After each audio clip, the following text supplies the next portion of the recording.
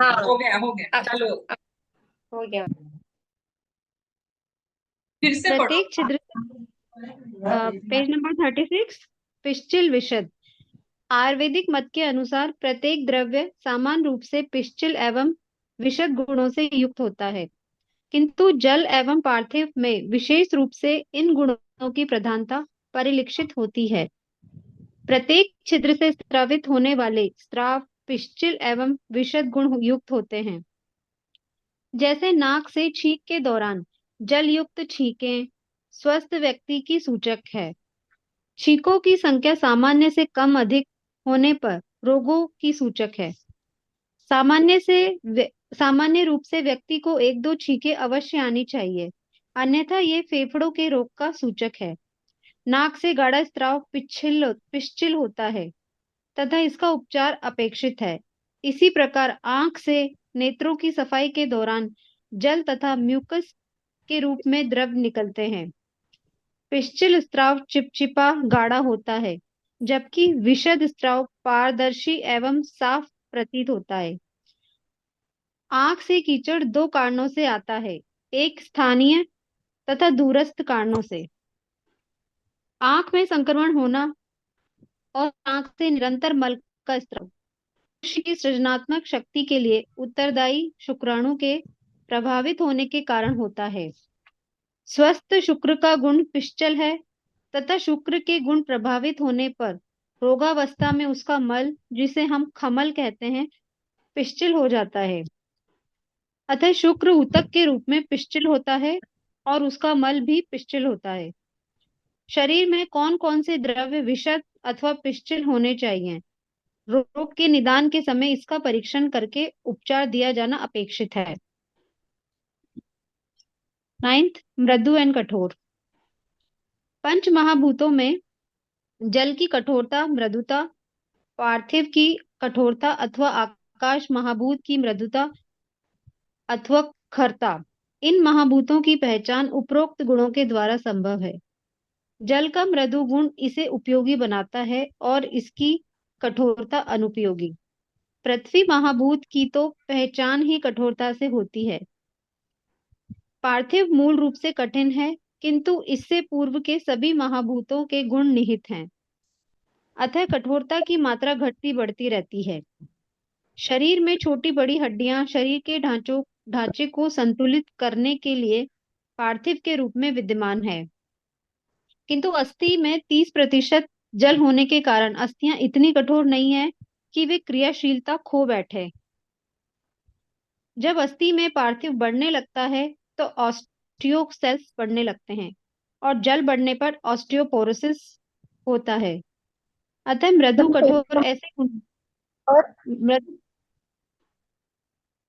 मृदु कठोर ऐसे गुण हैं जिनसे रोगों का निवारण संतुलन के आधार पर किया जा सकता है। 10th, द्रव सांद्र। प्रत्येक द्रव्य की पहचान उसके वैशेषिक गुणों से होती है और द्रव्य, page number 36। Okay, thank you. प्रत्येक द्रव्य की पहचान उसके वैशेषिक गुणों से होती है और द्रव में अलग अलग विशिष्ट गुणों की प्रधानता पाई जाती है। द्रव तथा सांद्र प्रत्येक गुणों के द्वंद की भांति ही सापेक्ष है तथा इनके आधार पर भी घने अथवा विरल की पहचान करके रोग के निदान एवं उपचार की प्रक्रिया प्रारंभ की जाती है। जैसे कि शरीर के प्रत्येक छिद्र, जैसे नाक, कान, मुंह, आंख आदि से स्रावित होने वाले उत्सर्ज का एक मानव घनत्व निर्धारित है। प्रत्येक उत्सर्ज का ही नहीं, एंजाइम्स, हार्मोन्स आदि सभी का घनत्व वैज्ञानिकों ने निर्धारित किया है तथा घनत्व के आधार पर ही सांद्र एवं द्रव्य की स्थिति रोग सूचक होती है। रिप्रोडक्टिव टिश्यू सामान्य रूप से सांद्र माना गया है। यदि यह पतला अथवा अत्यधिक सांद्र है तो यह रोग का सूचक है। सलाइवा हो या रक्त अथवा नाक कान के स्राव, इनकी विरलता तथा सांद्रता के आधार पर रोग का निर्धारण किया जाता है। द्रव्यों को सांद्र से विरल तथा विरल से सांद्र बनाना ही इसका लक्ष्य है। कंटिन्यू करें मैम या फिर पढ़ा रहे हो? नहीं मैम एक्सप्लेन करेंगे ना। हाँ हाँ। अभी आपने पढ़ा हुआ है ना सर, आप एक्सप्लेन करो ना। अच्छा मैम ठीक है। हाँ हाँ। मैम अभी जो हम लोग पढ़ रहे हैं पिस्टिल और विशद, ठीक है, पिस्टिल और और फिर मृदु, कठोर और द्रव और सांद्र। तो ये जो भी है एक सबका एक पैरामीटर बना हुआ है ना। हम लोग ब्लड टेस्ट कराते हैं हम लोग, या फिर जो भी नी में पेन है तो उसके लिए RH फैक्टर जो भी देखते हैं हम लोग, RA फैक्टर, तो वो सबका पैरामीटर बना हुआ है। वो वैसा रहेगा तो हम लोग सही है। अगर वो उससे ना उसका अगर कुछ अलग रहेगा पैरामीटर तो हम लोग होता है हेमोग्लोबिन कम है। तो वैसे ही अपना इसमें भी है, पिस्टल में भी है, वही कहानी है। जैसे इसमें एग्जाम्पल दिया हुआ था, अगर आपको सीमेन है तो उसमें अगर ज्यादा पिस्टल होता है और पिस्टल है और उसमें अगर क्या बोल देंगे, अ, क्या बोलते हैं इसको, वैसे मतलब क्लियर नहीं है उसका ना, तो उसमें अब मल जैसा कुछ लग रहा है तो वो आपका खराब सीमेन आता है, उसको बोलेंगे। और ट्रांसपेरेंट नहीं है। ट्रांसपेरेंट नहीं है, करेक्ट। और पिस्टल में क्या होता है कि वो उसका एक गुण है चिपचिपा, ठीक है, स्टिकीनेस आ जाएगा। और विशुद्ध होना चाहिए, उसका होना चाहिए पारदर्शी और साफ होना चाहिए। तो शुक्र उत्तक रूप में पिस्टल होता है और उसका मल भी पिस्टल होता है, यानी स्टिकी होनी होना चाहिए वो। अगर स्टिकी नहीं है, लिक्विड जैसा है, तो वो मतलब प्रोडक्टिव नहीं है फिर वो। तो ऐसे ही उन्होंने फिर एक दिया एग्जाम्पल छींक का। छींक में क्या दिया है इन्होंने कि अगर हम लोग जो छींकते वक्त या आंख से मैम, इसमें एक हाँ, थोड़ा मुझे कंफ्यूजन हुआ था उस समय भी। जब क्या? छींक हम लोग को नोज से आता है एक फ्लेम, बोलते हैं ना फ्लेम, बलगम। हाँ हाँ, फ्लेम, हाँ। हाँ। और एक मुक्कस, ये हाँ दोनों में थोड़ा अंतर बता दो। मैं समझ नहीं पाता हूँ। अभी मैं देख रहा था नेट पे, तो मुकस मेम्ब्रेन का देखा, तो मुकस मेम्ब्रेन क्या करता है कि हाँ हमारे जो टिश्यूज रहते हैं अगर वो खराब हैं तो उसको बनाता भी है, और क्या नाम है अपना, ये न्यूट्रिशन को वो ऑब्जॉर्व भी करता है, और वो लुब्रिकेंट प्रदान प्रदान करता है, लुब्रिकेंट। तो हम लोग का क्या होता है वो अपना क्या बोलते हैं, मतलब एक प्रोटेक्टिव हो गया ना, प्रोटेक्टिव वे हाँ में काम हाँ करता हाँ है वो हाँ हाँ। वहां पे। हम्म और बलगम वो अपना हिस्सा नहीं है बॉडी का, ऐसा बोलेंगे। हम्म, बराबर है। म्यूकस म्यूकस जो है, अभी ये नाक से जो सॉरी, कौन बोल हाँ रहा है? हाँ। सॉरी सर, मैं वही बोल रही थी, मैम बताइए ना, म्यूकस भी तो वैसे तो अपने फूड पाइप में भी होता है, जो अपने को हेल्प करता है फूड को भेजने के लिए। हम्म हम्म। ऐसा नहीं कि वो शरीर का पार्ट नहीं है, बट हाँ वो जो नोज से आता है और जो आता है वो म्यूकस बाहर निकलने वाला होता है। मुकस नहीं मैम, फ्लेम वो जो बोलते हैं ना, बलगम, हाँ फ्लेम जो फ्लेम, बोलते हाँ हैं, फ्लेम, वो हाँ वो जनरेट नहीं होना चाहिए करेक्ट। वो पार्ट नहीं है ना बॉडी का। नहीं नहीं नहीं, वो नहीं है, वो बाहर पार्ट निकले। नहीं। ठीक है मैम, अभी ठीक है। अभी आंखों में से जो निकल रहा है, उन्होंने नीचे दिया हुआ है, आंखों से mucus from the eyes is due to two causes. अब दो कारणों से म्यूकस आईज में से निकल सकता है, आंखों में से। एक तो लोकल, या फिर other due to the distant causes. Distant causes means infection हो गया है अगर, तो इन्फेक्शन के कारण अपनी आंखों ऐसे चिपचिपा सा पदार्थ निकलता है ना। जब किसी की आंखें आती है, हम बोलते हैं रेनी सीजन के पहले या बाद में, ऐसे ये मुंबई में बहुत ज्यादा होता है। ये ये कॉन्टेजियस है आँख ना, आना। हाँ कॉन्टेजियस। जो हाँ कंटेंजेस होता है ना, डिस्टेंस, किसी को देख के दूर से जो हाँ होता है वो होता है। हाँ हाँ हाँ। तो ये कॉन्टेजियस सिक्रीशन, ये कंटिन्यूअस सिक्रीशन होता है वो आंखों में। और रात को अगर ऐसा किसी को इन्फेक्शन हो गया है, वो रात को सोता है और सवेरे देखता है तो उसकी आंखें से पूरी चिपक गई होती है। तो ये म्यूकस ये क्यों हुआ है? ये इन्फेक्शन की वजह से हुआ है। और ऐसे सफेद सफेद सा कभी कभी आता है, वो तो ऐसे ही अपने आंख साफ करने के लिए भी कभी कभी म्यूकस निकलता है। धूल अगर गई है, हम अगर गाड़ी पे जाते हैं, बाइक पे, तो हमारे आंखों के अंदर बहुत सारे डस्ट पार्टिकल्स जाते हैं। तो वो डस्ट पार्टिकल्स को बाहर निकालने के लिए भी म्यूकस सिक्रीशन होता है।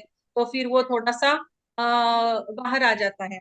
तो इस तरह से उसके कारण अलग अलग हो सकते हैं म्यूकस निकलने के। तो एक तो डिस्टेंस, एक तो क्या हो गया, लोकल हो गया, फिर एक दूसरा हो गया डिस्टेंस कॉजेस। इसमें इन्फेक्शन की वजह से सिक्रीशन होगा।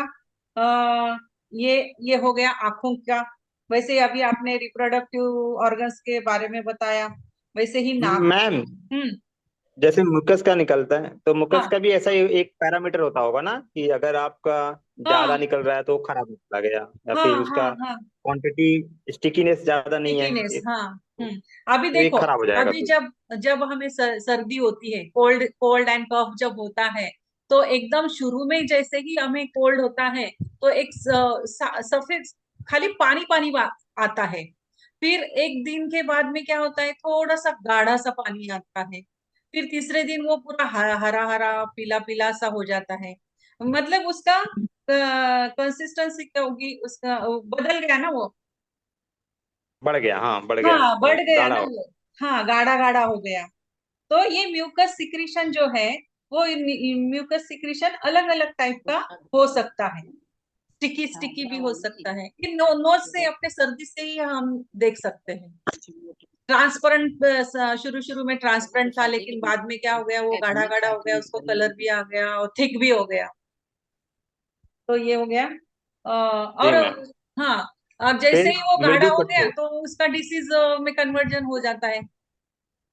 हाँ तो तभी लिखा है बलगम यहाँ पे, ज्यादा हो नाक जाने। से गाढ़ा स्राव पिच्छल होता है हाँ और इसमें तथा कैसे होता इसका है? उपचार अगर अपेक्षित है। सफेद, मैं कुछ कहना चाहता हूँ। हाँ हाँ अगर हाँ। सफेद बलगम होता है वो नॉर्मल होता है, और हरा बलगम होता है वो निमोनिया की निशानी होती है। जैसे निमोनिया का, हाँ हाँ हम बराबर। हम निशानी होती है, मुझे ऐसा सोचना है। हाँ जो पीला बलगम होता है, कफ आता है, पीला कफ आता है तो वो टीबी का निशानी होती है, और हरा आता है तो वो निमोनिया की निशानी होती है। सफेद नॉर्मल होता है। हम्म। बट सब नॉर्मल नॉर्मल कोल्ड कफ हो रहा है, वो तो एक प्रोसेस होता है। पहले दिन वाटरी होता है, फिर दूसरे दिन येलोइश होता है, फिर थोड़ा ग्रीनिश होता है। ये तो नॉर्मल होता है ना। जैसे अगर लॉन्ग टर्म किसी को रह रहा तो हाँ फर्दर हाँ। आइडेंटिफाई। हम्म। होते हैं। Long okay term okay. रहेगा तो होगा ना वो। हाँ तो उसको आइडेंटिफाई करना पड़ेगा, करेक्ट। अगर ओके किसी ओके। ने ध्यान ही नहीं दिया तो वो हाँ किसी का डिसीज में कंटिन्यू आ रहा है तो कन्वर्ट हो हाँ। जाता है। हाँ। ओके। आगे पढ़िए। मृदु कठोरता, ठीक है। मृदु कठोर में क्या था कि पंच महाभूत में जल, जल की कठोरता मृदुता, पार्थिव की कठोरता, और आकाश महाभूत की मृदुता तथा खरता अथवा खरता खरता, इन महाभूतों की पहचान उपरोक्त गुणों के द्वारा संभव है। जैसे कि जल में क्या होना, जल अपना क्या होना चाहिए, मृदु होना चाहिए ना, उसका मेन हाँ गुण है। और अपना जो पार्थिव है वो कठोर होना चाहिए। वो उसमें क्योंकि वो अपना हड्डी, ये सब जो बोन वोन है वो अपना पार्थिव गुण है, और जो अपना लिक्विड अपने बॉडी में है वो अपना जल का गुण हो गया, तो वो मृदु होना चाहिए ना, तभी अपना जॉइंट सब काम करेंगे।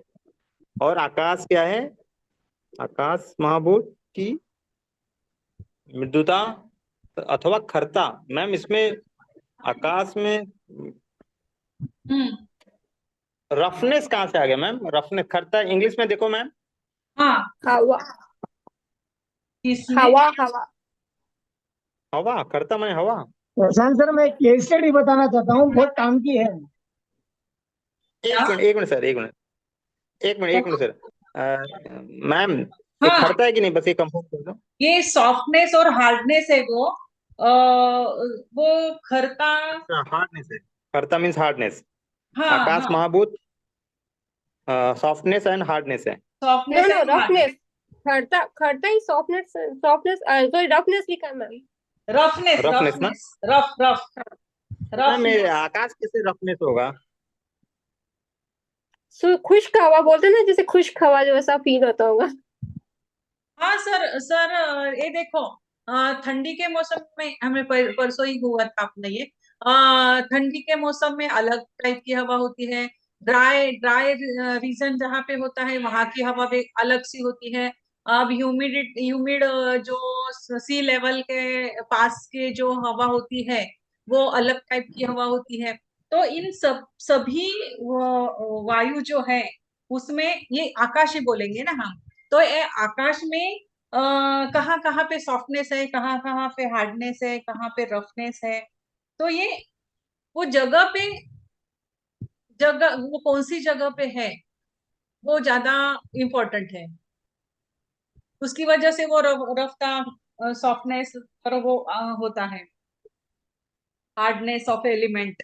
और ये जो बोन्स हमारे बने हुए हैं, अब यहाँ पे देखो, ये नीचे दिया हुआ है कि नीचे से थर्ड लाइन, अस्थि में 30% जल होने के कारण अस्थियां इतनी कठोर नहीं होती है, वो अपनी क्रियाशीलता खो बैठती है।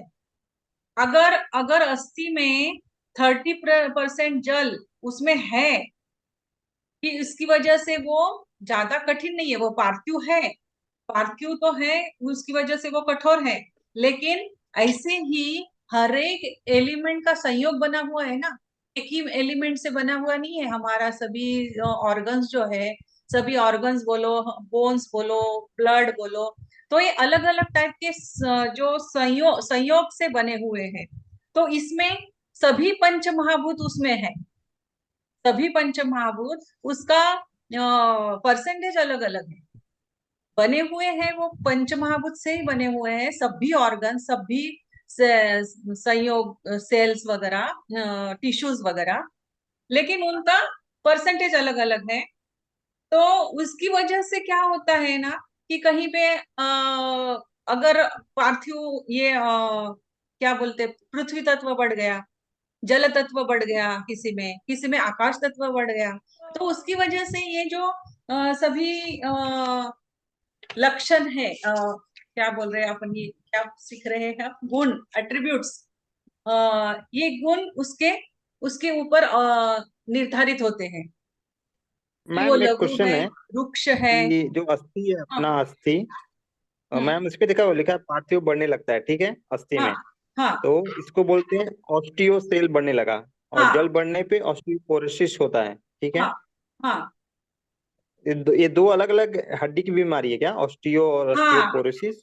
हाँ। जब हाँ अस्थि वो में, टेस्ट करते हैं ना, कितना परसेंट पानी है, कितना परसेंट बोन्स का हिस्सा है, वो तो देखते हाँ। हैं। मैम जो हाँ। जैसे कि पैराथायराइड में अगर हम लोग ने चैप्टर पढ़ा होगा बीएचबी में, तो हम्म। पैराथार्मोन जो होता है उसमें वो हड्डियां हमारी ऑस्टियोपोरोसिस होती है क्या? ये देखो, एक मिनट, गलती है ना हड्डियां? यही लाइन देखो आपने, जब अस्थि में पार्थिव बढ़ने लगता है, अस्थि में पार्थिव बढ़ने लगता है मीन्स अर्थ एलिमेंट बढ़ता है अस्थि में। अस्थि तो अस्थि है, अस्थि में अभी अर्थ एलिमेंट अगर बढ़ गया तो एकदम हार्ड बन जाएगी, वो क्या बन जाएगी, अच्छा। एकदम हार्ड बन जाएगी।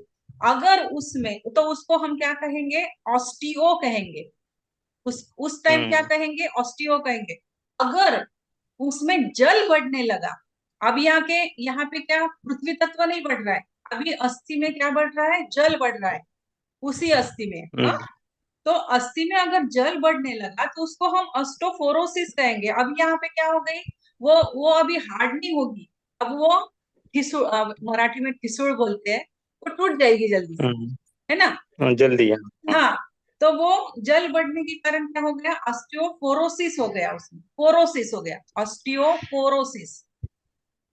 तो ठीक ठीक। ये मृदु और कठोर, इसी वजह से वो कठोर बन गई, क्यों, अर्थ एलिमेंट बढ़ गया। और मृदु क्यों हो गई, क्योंकि वाटर एलिमेंट बढ़ गए।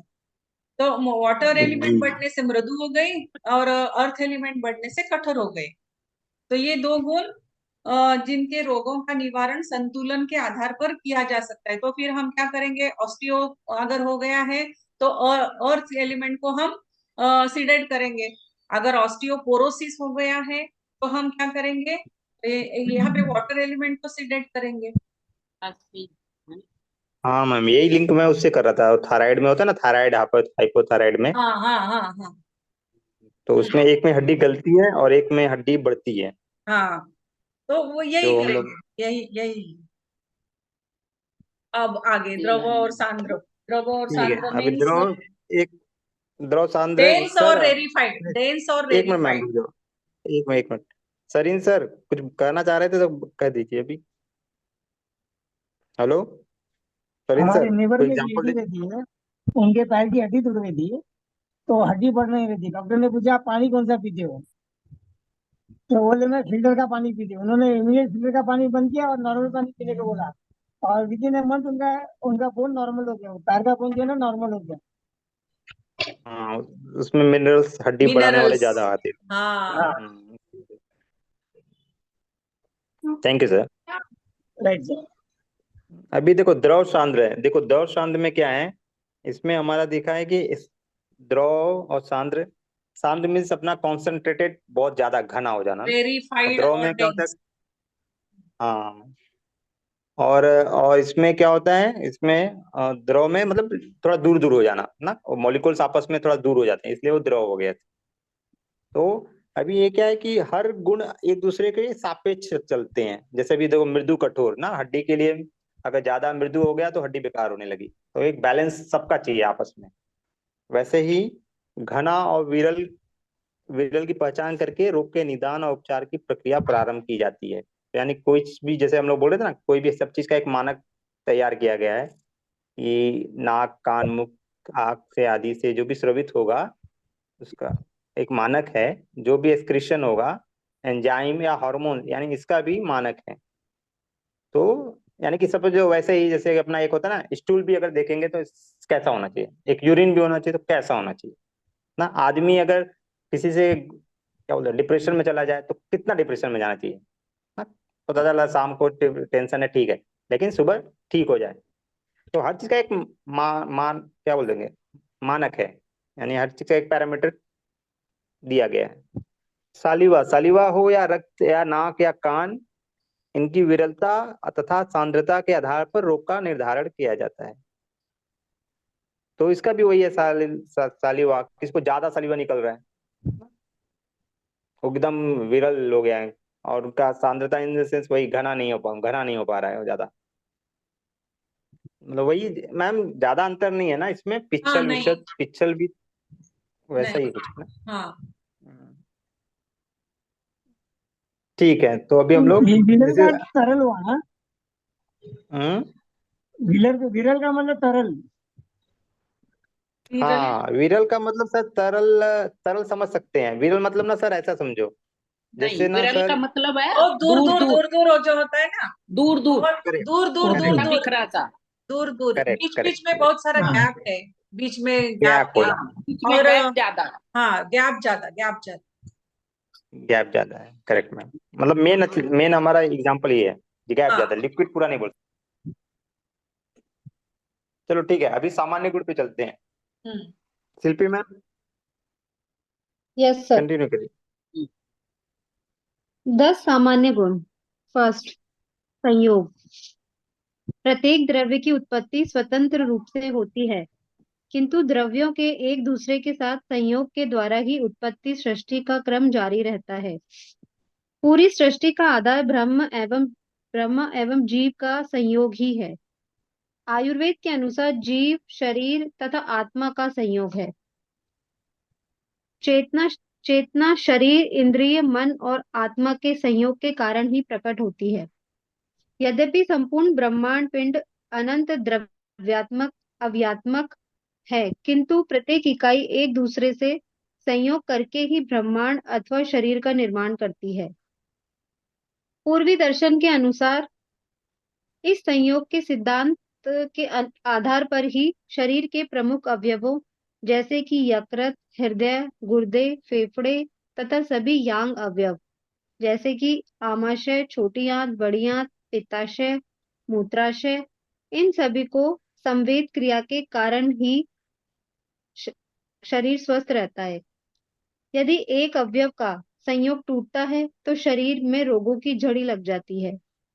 प्रथम दृष्टया रोगों के सामान्य गुण अत्यंत सामान्य प्रतीत होते हैं, परंतु इनका अर्थ कितना व्यापक है यह कतिपय उदाहरणों से समझा जा सकता है।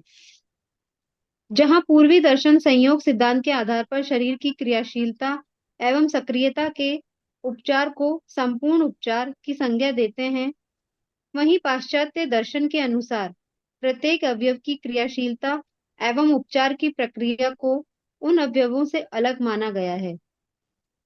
संबंधित रोगों के विशेषज्ञ भी अलग अलग होते हैं।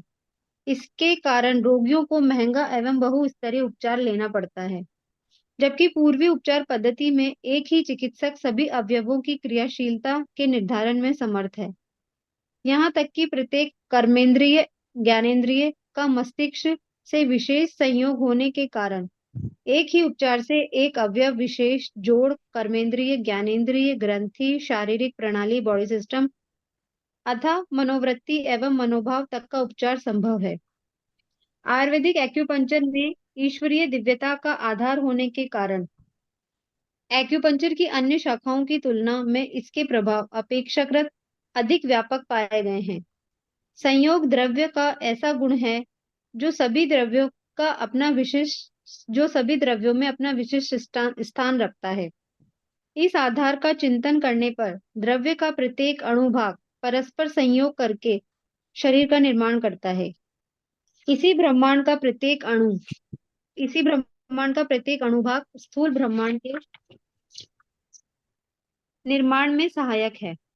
परिवार हो, समाज हो या देश, इनकी संरचना परस्पर संयोग पर ही आधारित है। यदि यह सिद्धांत मूलभूत रूप में स्वीकार कर लिया जाए तो विश्व के किसी भी कोने में जन्मा हुआ किसी भी जाति वर्ण का व्यक्ति दूसरे व्यक्ति से अलग नहीं हो सकता। भारतीय शास्त्रों के अनुसार वासुदेव कुटुंबकम संयोग के सिद्धांत के आधार पर ही चरितार्थ होता है। यदि संयोग के सिद्धांत को हम स्वीकार कर लेते हैं तो प्रत्येक व्यक्ति एक दूसरे से किसी न किसी रूप में संयोग स्थापित करता है और वह एक दूसरे से अलग नहीं है।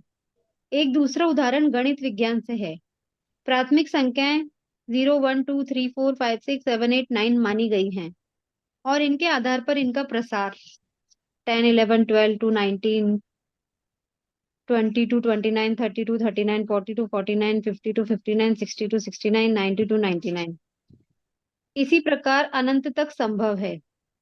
अनंत विचार भी आयुर्वेद का एक महत्वपूर्ण पहलू है।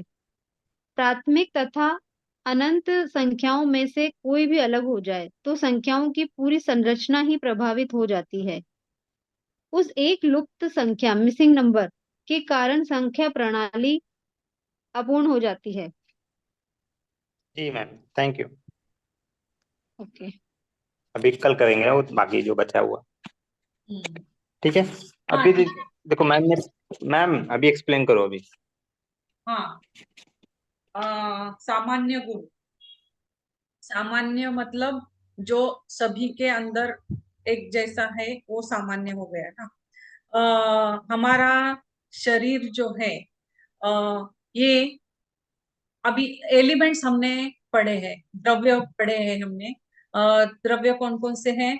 पृथ्वी, जल, अग्नि, वायु और आकाश। अभी ये जो है ये द्रव्यों का संयोग जो है, संयोग बन के बना है, एक जीव बना है। इन द्रव्यों से ही हम बने हुए हैं। तो इसका मतलब क्या हो गया कि ये सभी में है, वो प्लांट्स हो, वो एनिमल्स हो या कोई भी लिविंग थिंग हो। तो ये सभी लिविंग थिंग में सबका आधार क्या है? वो ब्रह्म से बना हुआ है। ब्रह्म एवं जीव का एक संयोग है। तो ये सभी संयोग से हम बने हुए हैं और उसमें है क्या? एक आत्मा है। जीव, शरीर तथा एक आत्मा से ये संयोग बना हुआ है। और ये अभी इसमें क्या है? शरीर, इंद्रिय, मन, आत्मा, अभी इन सब का संयोग हो गया। फिर चेतना शरीर, फिर उसमें आ गए इंद्रिय, सभी चेतना शरीर में आ गए इंद्रिय, फिर उसमें आ गया मन और उसमें आ गया आत्मा। ये सबको मिला के जो बन गया है संयोग, वो है ये लिविंग एनिमल्स सभी। ये इससे क्या होता है कि ये सभी लिविंग थिंग्स प्रकट होते हैं। तो अभी इसमें क्या है? ब्रह्मांड पिंड है, अनंत द्रव्यात्मक है, अवयात्मक है। ये सभी क्या है? इसमें सामान्य है। सभी में क्या है? सभी में सामान्य गुण क्या है? इन सभी में अब हम प्लांट्स भी लें, एनिमल्स भी लें, जलचर के भी लें, तो इन सभी में सामान्य गुण क्या है? तो इनमें क्या है? इनमें एक ब्रह्मा है, इनमें एक शरीर है, चेतना शरीर है, इनमें एक इंद्रियज है, मन है। तो ये सब जो है ये क्या है? इन सब में सामान्य है। इनको हम क्या कहेंगे? सामान्य सामान्य कहेंगे। सामान्य गुण इनमें है ये सब कुछ। तो इससे ही ये सब अवयव अपने बने हुए हैं। फिर ये नीचे है मस्तिष्क बन गया। फिर हमारे कर्मेंद्रिय ज्ञानेंद्रिय का मस्तिष्क से विशेष संयोग होने के कारण एक ही उपचार से एक अवयव विशेष जोड़ कर्मेंद्रिय ज्ञानेंद्रिय ग्रंथि शारीरिक प्रणाली बॉडी सिस्टम तथा मनोवृत्ति एवं मनोभाव तक का उपचार संभव है। फिर हम इन सब का उपचार कर सकते हैं। ये सभी द्रवों को हमने जान लिया, तो फिर हम इन सब का एक्यूपंक्चर के द्वारा हम इन सब का उपचार कर सकते हैं। तो इसमें इसमें जानने की क्या बात है कि सामान्य गुण है।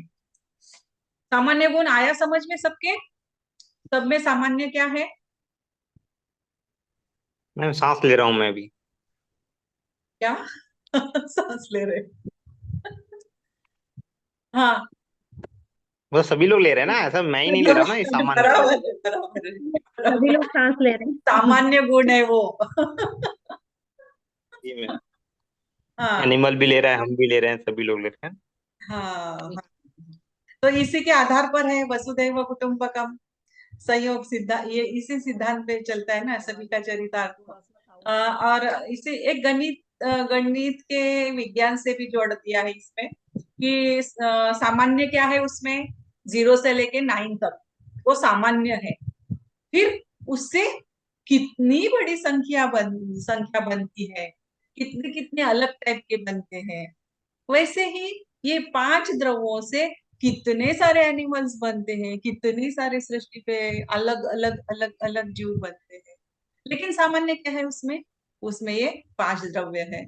और मैथमेटिक्स में लिया जाए तो सामान्य क्या है? 0 से लेके 9 तक। इसी का प्रसार है फिर पूरे ब्रह्मांड में। तो ये हो गया सामान्य। जी जी रीना मैम। मैम, आपके पास हिंदी इंग्लिश दोनों बुक है क्या? मेरे पास दोनों मैम बुक सारे बुक लिए, संस्कृत में भी होगा, देख लेना। नहीं, हिंदी और इंग्लिश दोनों है।